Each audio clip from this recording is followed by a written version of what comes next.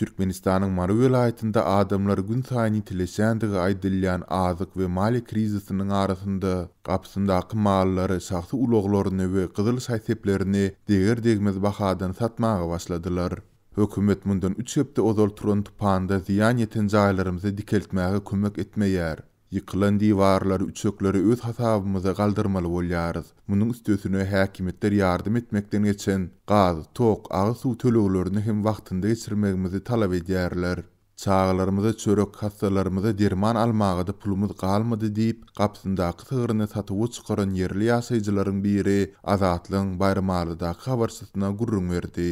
Gepin gerdisine bellesek Azatlyň yerli habarçylarynyň we çeşmeleriniň maglumatlaryndan çen tutursa, Türkmenistandaky eýýam ençe ýyldan bäri dowam edip gelýän ykdysady krizisiň netijeleri Mary welaýatynda has hem ýiti duýulýar.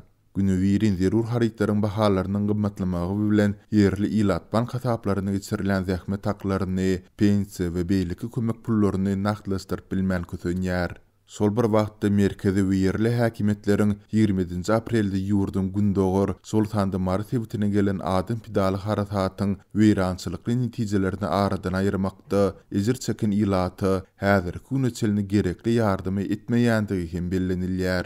Bularyň netijesinde adamlar eýýam şahsy emläklerini satyp çykaryp başladylar.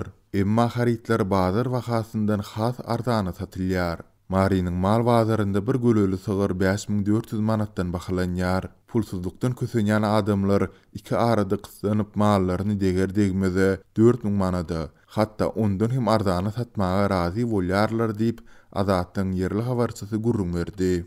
Hojalyklardaky aýal masgalalar hem zerur azyk haritlaryny satyn alar ýaly öz saýteplerini satyp çykaryp başlapdyrlar.